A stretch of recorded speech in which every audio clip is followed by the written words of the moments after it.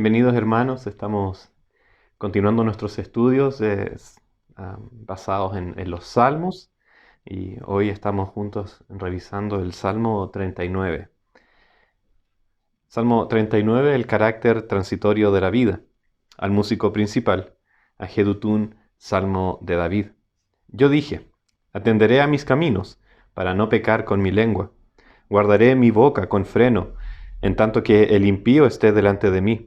Enmudecí con silencio, me callé aún respecto de lo bueno, y se agravó mi dolor.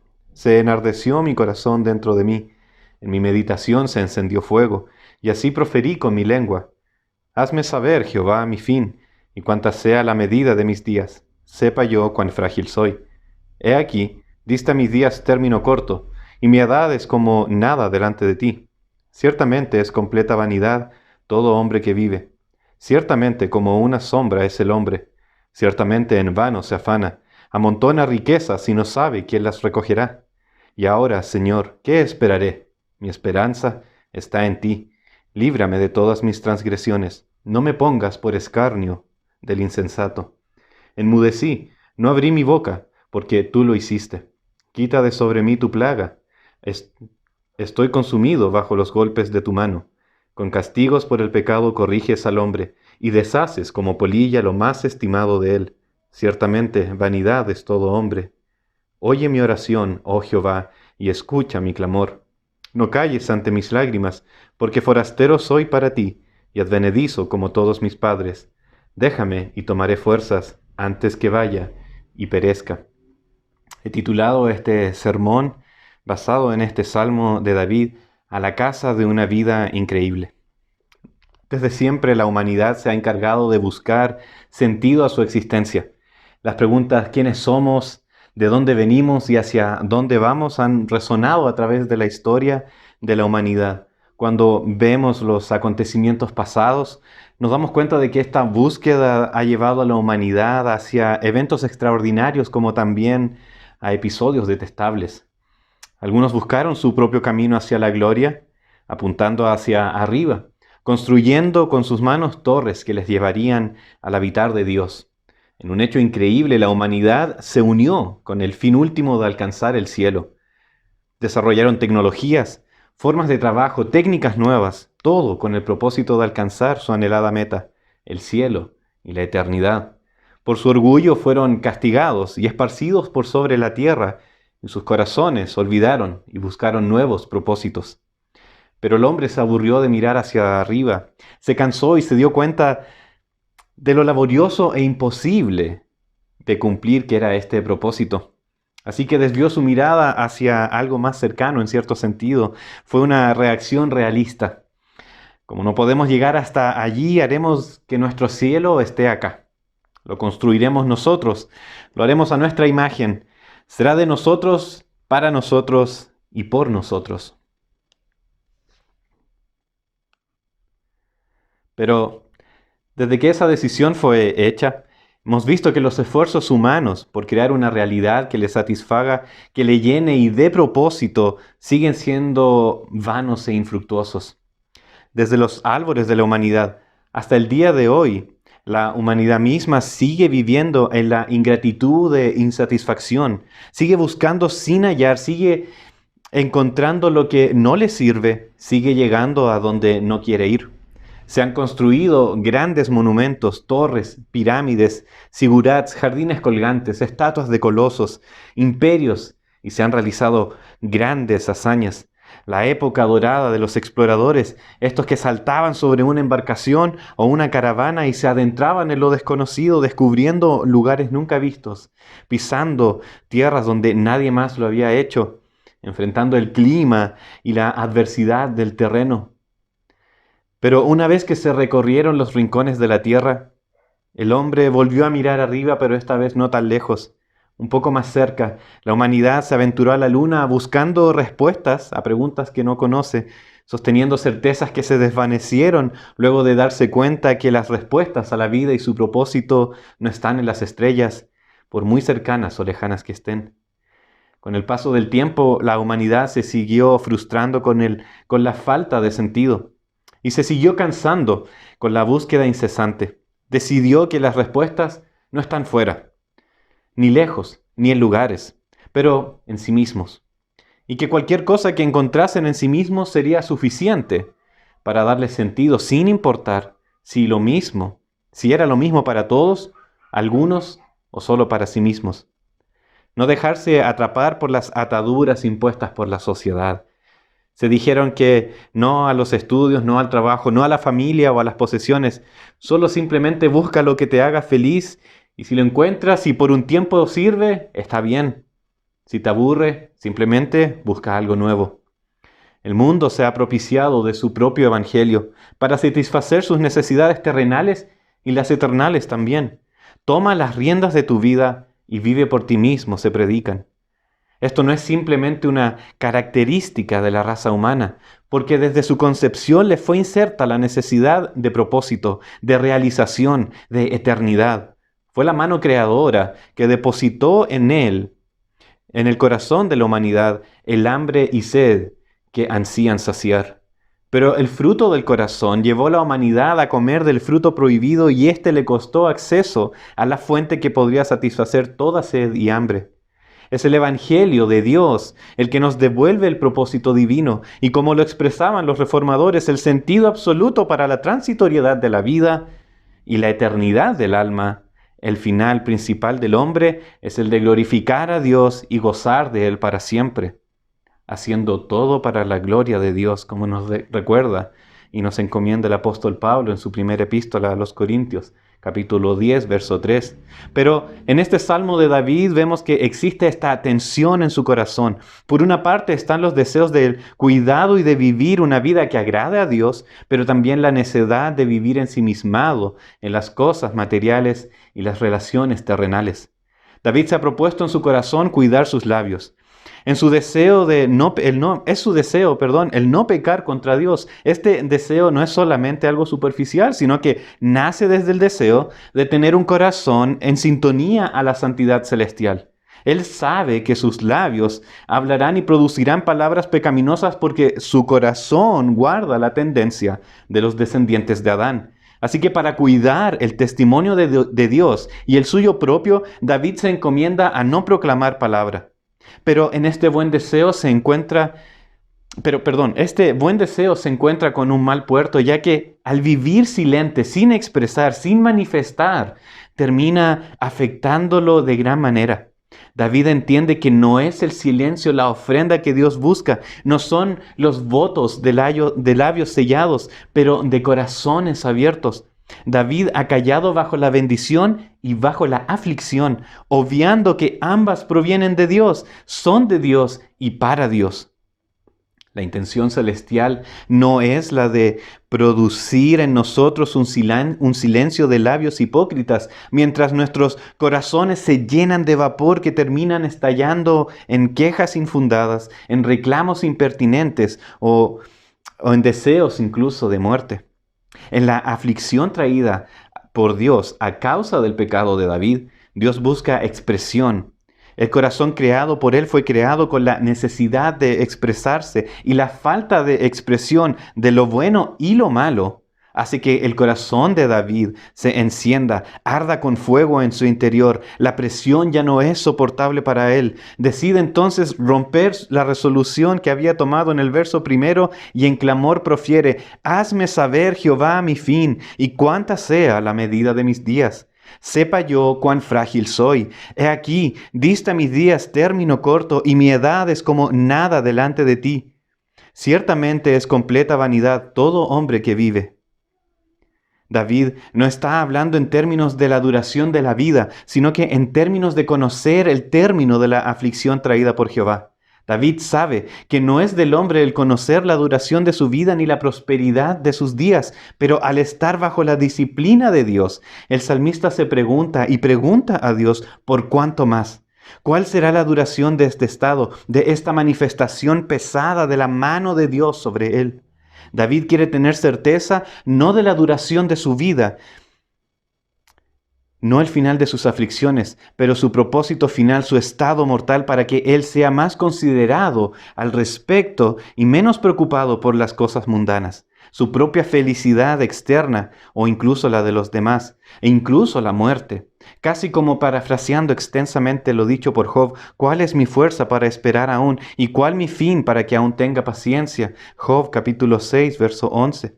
La infructuosidad de la vida a los ojos de David, la necesidad de esta persecución terrenal, como si ésta fuera a dar satisfacción eterna, la búsqueda vana de llenar nuestras vidas con cosas, la decadencia de darle a objetos, riquezas, personas, incluso a sentimientos, el poder de satisfacernos, de llenarnos, de darnos propósito.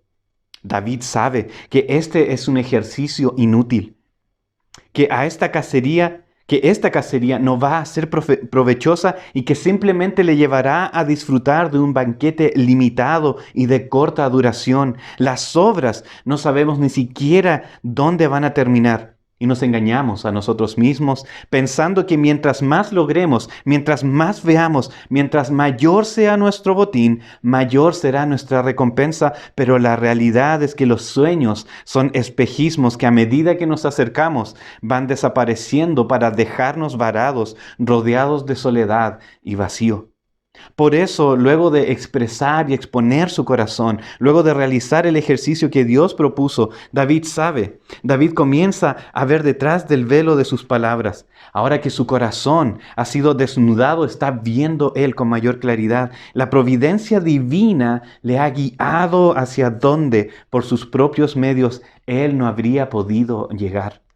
David, que ya sabe que los días son cortos, que la vida de este lado no dura para siempre, que la ayuda del hombre es débil, que las riquezas son innecesarias, que los deseos terrenales no se compaginan con los destellos de la gloria celestial, busca entonces ahora poner a su corazón las guías que le lleven a poner su mirada más allá del sol. El salmista ahora vuelve a sí mismo y llega a sano juicio y a una forma correcta de juzgar y de actuar, haciendo del Señor el objeto de su esperanza y de su confianza, esperando todas las cosas buenas, gracia y gloria solo de Él. Y esta es la esperanza que no le hace avergonzarse, sino descansar, regocijarse, alabar y adorar a Dios su Señor. En la vida del cristiano el pecado trae consecuencias.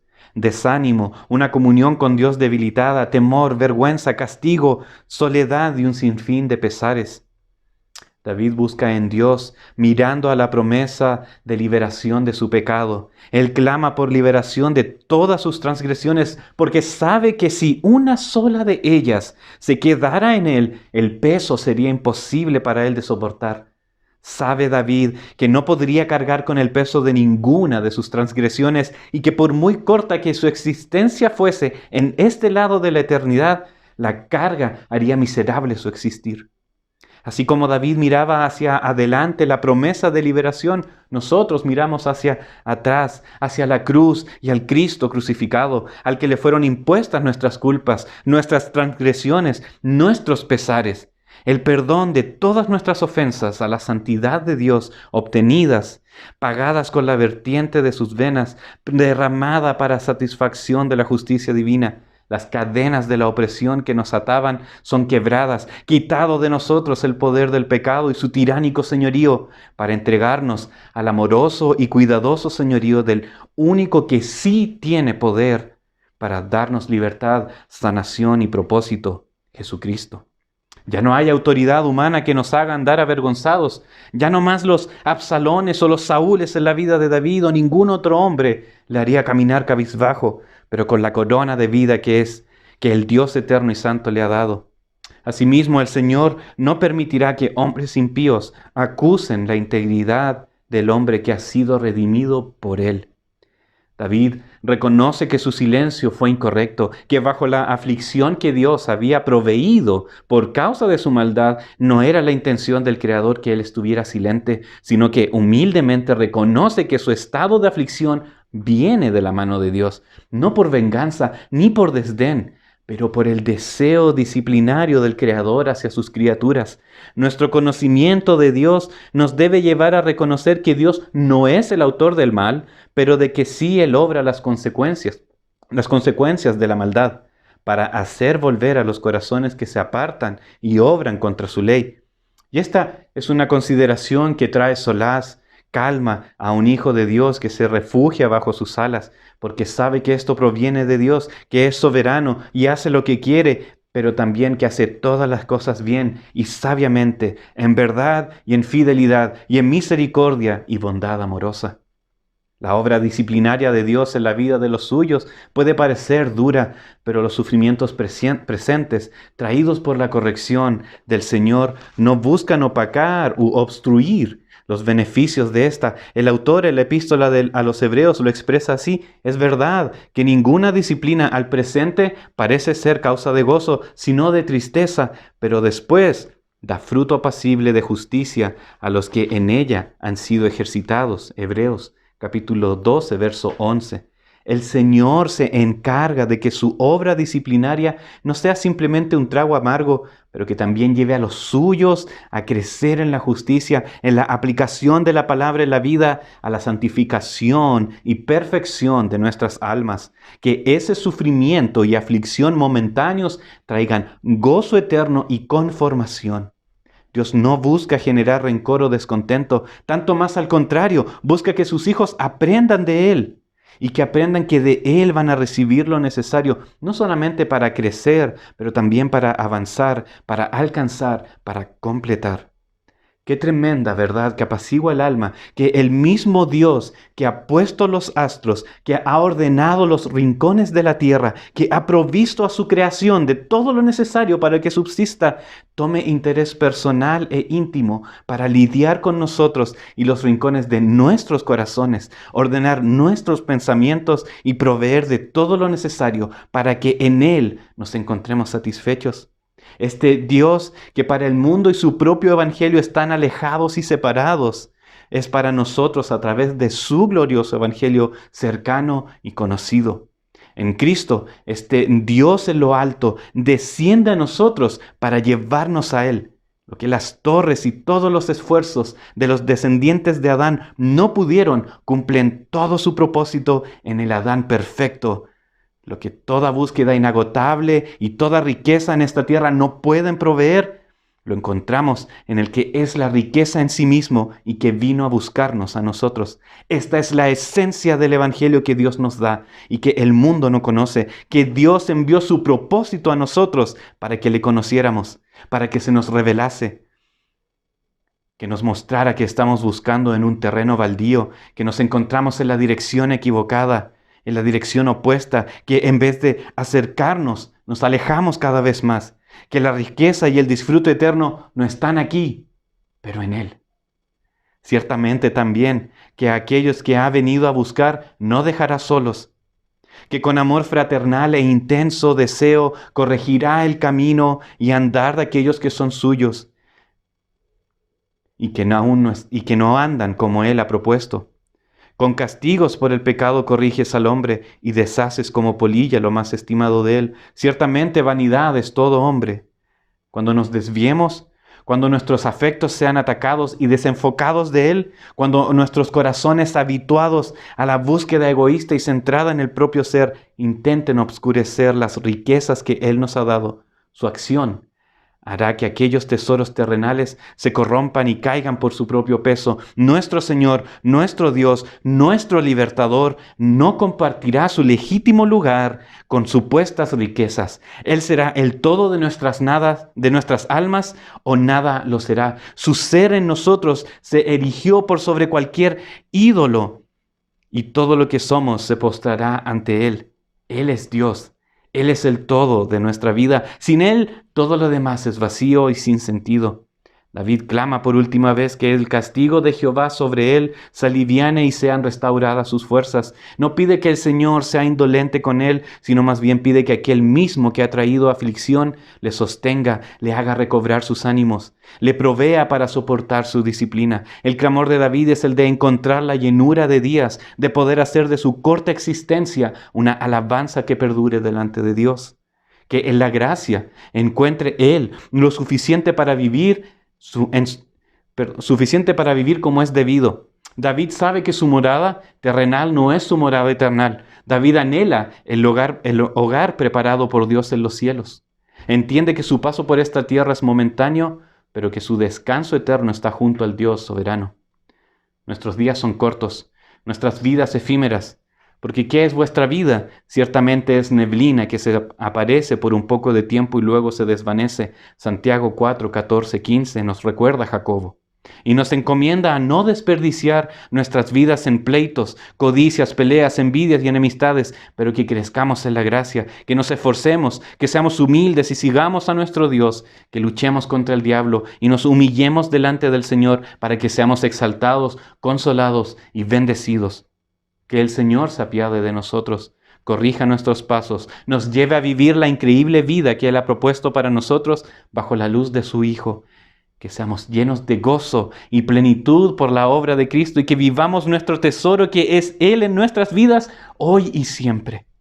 Hay una vida abundante, hay una vida plena, hay una vida llena de satisfacciones y gozos, pero no está en nosotros, no está en ningún lugar geográficamente alcanzable, no está al alcance de ningún artilugio humano, está en Cristo, está en el Mesías al que David esperaba. Está en Jesús, el Hijo de Dios, que nos ha rescatado de la vanidad de este mundo para hacernos ricos en Él, para que le glorifiquemos a Él y disfrutemos de Él para siempre.